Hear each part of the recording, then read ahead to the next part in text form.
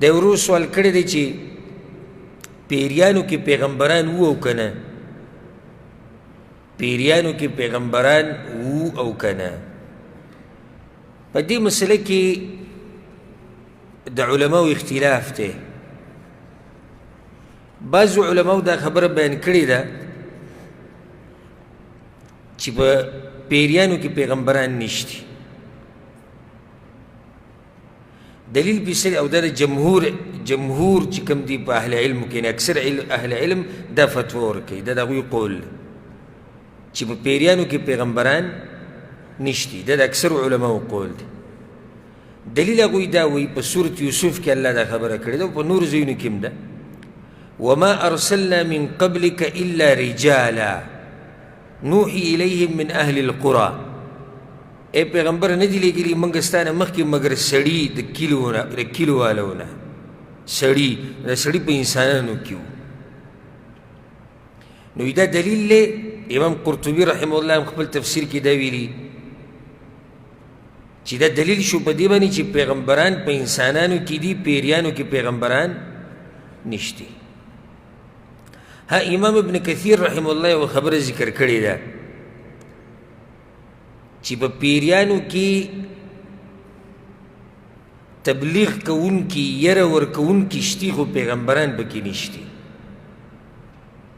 دلیل پسې دی سورة الاحقاف کې الله هغه قصه بیان کړې ده چې کله پیغمبر تلاوت کوو پیریان رالو. تاسو ته به یاد دی طایف نه چې راتلو. بارک الله فیک. یستمعون القرآن، پیریان غوږ کېښودو. فلما حضروه قالوا انصتوا، چې کله را جمع شوي غلي شي، ادب یې وکړو. فلما قضي ولوا الى قومهم منذرین، کله چې پیغمبر صلی الله علیه وسلم تلاوت ختم کو نو دوی لاړو خپل قوم له یره ورکوله. ګوره یره یې ورکوله. امام ابن کثیر وایي د دې نه دا ثابته شوه چې په دوی کې پیغمبران نشتي او یره ورکوونکي شتي، یعنی تبلیغ والا شتي پکې، بیانولو والا شتي، خو پیغمبران پکې نشتي. دویم قول د علماو دا دی چې نه، په دوی کې پیغمبران شتي. دلیل هغوی دا ورکوي سورة الانعام کې یو آیت دی چې یا معشر الجن والانس، الله به د قیامت په ورځ انسانانو او پیریانو ته دا وایي ای ډلې د انسانانو او د پیریانو، الم یأتکم رسل منکم، آیا نو درغلي تاسو ته پیغمبران ستاسو نه؟ نو وګوره دې کې خطاب پیریانو ته هم دی، انسانانو ته هم دی، یا معشر الجن والانس. نو بیا خو پکې پیریان هم دننه رالو. مطلب دی چې پیریانو کې پیغمبران شته. خو د دې جواب امام ابن کثیر رحمه الله کړی دی او خلاصه د هغه جواب دا ده چې الله سبحانه وتعالی خطاب ټولو ته کړی دی او دا خطاب صادق کېږي په یو باندې. لکه اوس داسې ووایي الله، یا زه به دله په مثال درکړم. هسې یو ځای کې نارینه او زنانه را جمع شوي،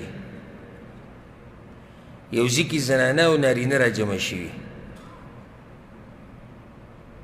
او په دې کې یو ذمهواري داسې ده چې هغه صرف د نارینهو ده.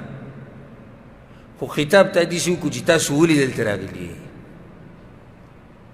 مقصد دا ټول خو نه دي که نه، مقصد صرف څوک دي؟ هغه نارینه دي. تاسو ولې دلته راغلي یې؟ پکې ولاړې زنانه هم وي، خو ستا مقصد دي چې څوک و؟ هغه نارینه و.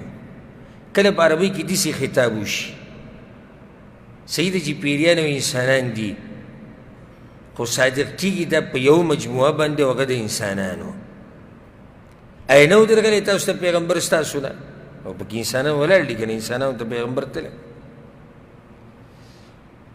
او زمونږ خپل ځانیم زړه په دې مطمئن دی والعلم عند الله. د اکثرو علما هم دغه قول دی چې پیریانو کې پیغمبران نشته.